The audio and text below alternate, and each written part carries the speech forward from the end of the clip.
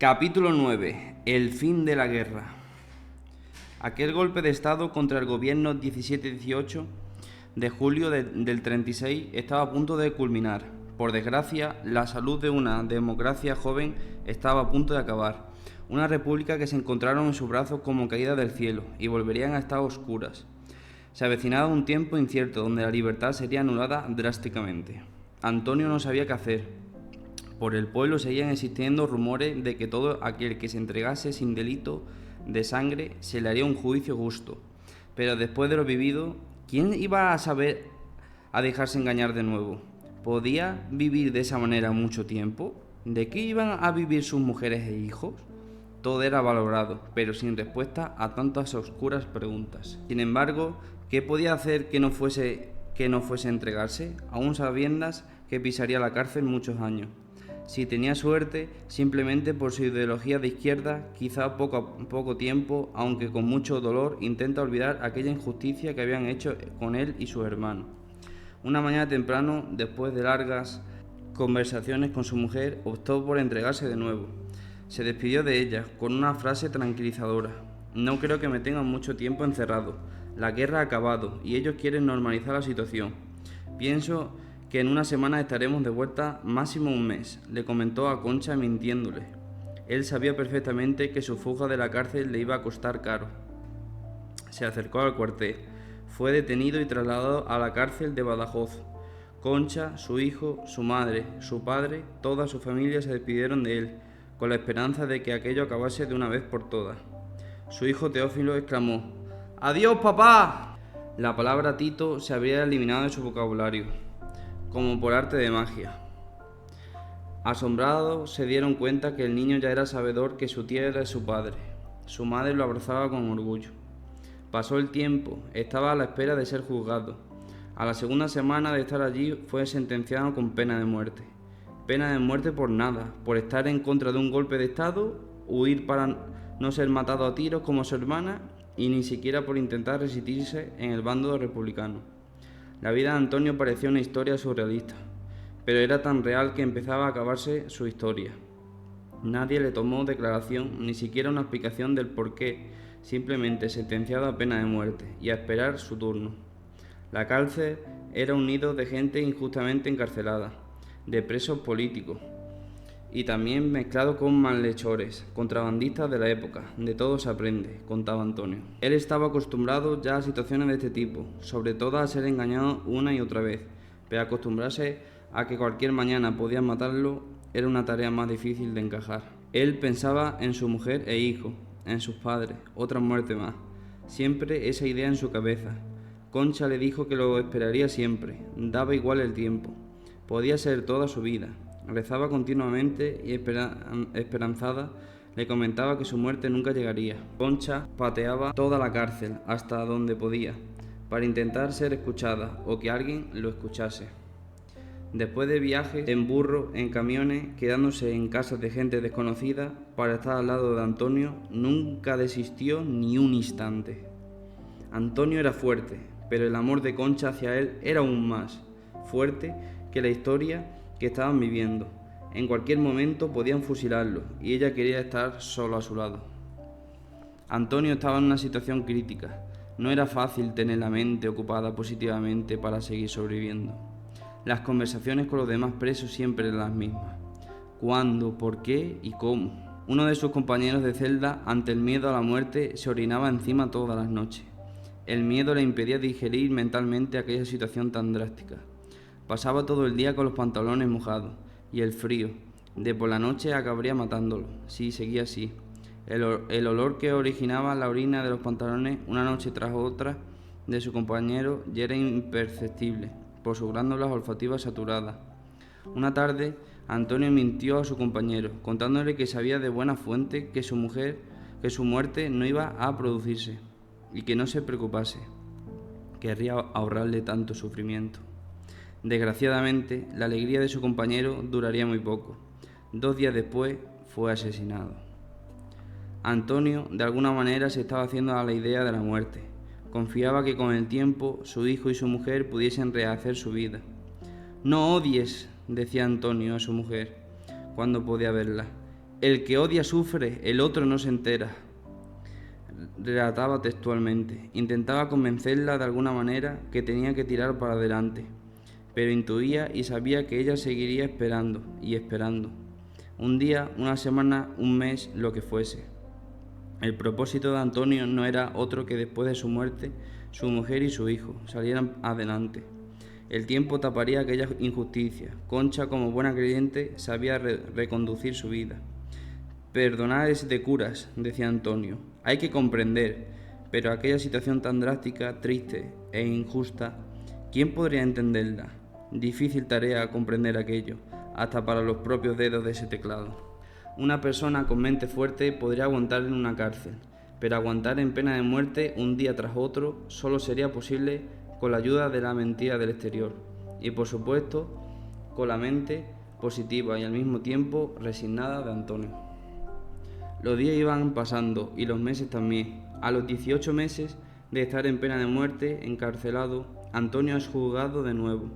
Era conducido como un criminal por los pasillos de aquella cárcel, a una sala donde solo habían 3 personas, pero era más valioso el papel y lo que él se escribía que el número de estas. No hubo preguntas,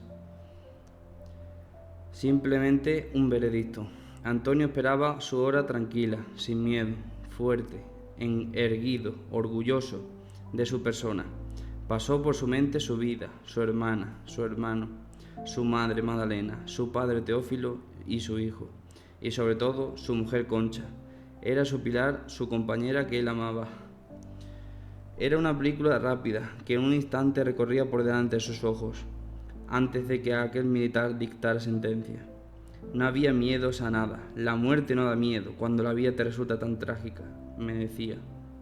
Comenzó el juicio y el militar preguntó: ¿Antonio González Garrote? ¡Soy yo!, exclamó Antonio, con la cabeza alta y las manos en la espalda. No quería que de sus labios saliesen la palabra «servidor presente», ni un «sí, señor». Ningún signo de humillación podía quitárselo todo, hasta su propia vida, pero no le quitarán su dignidad. Se mostró fuerte ante los guardias sin un apéndice de sumisión. Sin embargo, era codeado por detrás con un fusil, por uno de los guardias que lo trasladaba. Antonio movía rítmicamente el macetero en su cara por la tensión y el desagravio, esperando las palabras del militar. Es usted condenado a 30 años de cárcel y abortada la pena de muerte. Trabajará en la prisión de Santa Rita en Carabanchel, a trabajo forzado y de restauración de la misma. Haberse mantenido fiel a la República durante la Guerra Civil fue considerado a partir del 40, después de la victoria del general Franco, un delito de auxilio a la rebelión. En breve será trasladado a Madrid, concluyó aquel mando militar. Antonio agachó la cabeza, esbozó una leve sonrisa casi inapreciable. Curiosamente, 30 años de cárcel era una buena noticia. Qué dura en la vida. Fue conducido a su celda. Durante el trayecto iba asimilando que no moriría, al mismo tiempo que pensaba en los contras de irse a Madrid, sobre todo para Concha, y también la alegría de ésta al enterarse de que no moriría, y que su hijo aún no iba a quedarse huérfano. Realmente no es que hubiesen sido benevolentes con él, sino que la cárcel de Santa Rita estaba en obras y necesitaban manos de obra gratis y de un buen albañil. No tenía que agradecer nada a nadie. La eliminación de su pena de muerte era simplemente una cuestión de intereses del Estado. En los primeros meses de la Guerra Civil, el edificio se convirtió en una improvisada y dura prisión para los derrotados republicanos tras la victoria franquista, y así continuó después de la guerra. Concha supo de la noticia al día siguiente. Era una alegría inmensa, y a ella le daba igual visitar Fuente de Cantos, Badajoz o Madrid, con tal de verlo. Movería cielo y tierra para verlo, visitándolo hasta el fin del mundo. Dios aprieta pero no ahoga, frase que siempre estaba en sus labios. Sus palabras y agradecimientos al corazón de Jesús, colgado en su cuarto, no podían ser mayores. En un abrir y cerrar de ojos, Antonio se encontraba trabajando en los muros de la cárcel, fuertemente custodiado. La idea de fugarse ya se había pasado de su cabeza. Solo quería reducir su pena y volver a casa. La mayoría de los presos eran políticos. Unos eran sindicalistas, otros socialistas, comunistas, algunos anarquistas, todos contrarios al régimen impuesto por Franco. La Iglesia aliada A Franco intentaba matizar los horribles crímenes de guerra, pero la gente, al igual que Antonio, unas veces por desánimo y otras por cerrar cuanto antes las etapas negras de su vida, no entraba en las comidillas y discursos de los sindicalistas. Obviamente, para que el trabajo se aligerara y los presos trabajaran sin descanso, se les puso eternamente de pena por trabajo realizado. Antonio trabajaba sin descanso e iba atenuando su pena. 30 años eran demasiados años. Pero si la cárcel se acaba, ¿quién no podía decir que otro juicio u otra pena se le pondría? Era un hombre vivaz y con mucho sentido común. Concha ya había viajado por primera vez a Madrid a verlo, después de 3 meses en prisión.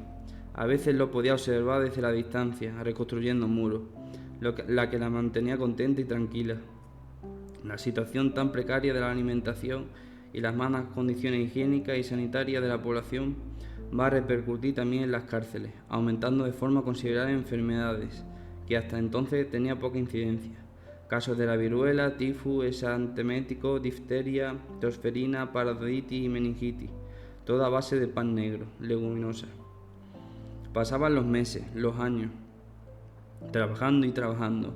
Hizo amigos y recopilaba las historias de los demás presos, historias injustas que me trasladaría a mi conocimiento con los años y que no quedarían en saco roto. Mientras tanto, Concha trabajaba en el molino, molía trigo que después era requisado, pero sacaba lo suficiente para comer. Ella sabía que los días en Madrid eran largos para Antonio, pero confiaba en su vuelta, y Teófilo, su hijo, preguntaba por su padre. Teófilo ya sabía el camino al molino a la perfección, y aún no tenía ni 7 años. Ledesma ayudaba en lo que podía a la familia, transportando con un camión trigo y siendo un hombre muy emprendedor que lograría abrirse un hueco no sin mucho esfuerzo. Los muros en Carabanchel iban formándose y su muro iba haciéndose cada vez más pequeño, para algún día poderlo saltar o simplemente atravesar. Estuvo preso hasta el año del 43, donde volvió a ser juzgado. Llevaba más de 8 años entre prisiones, escondido, trabajando forzadamente, sin techo y a veces con techo con reja. Iba a ser juzgado de nuevo en Madrid.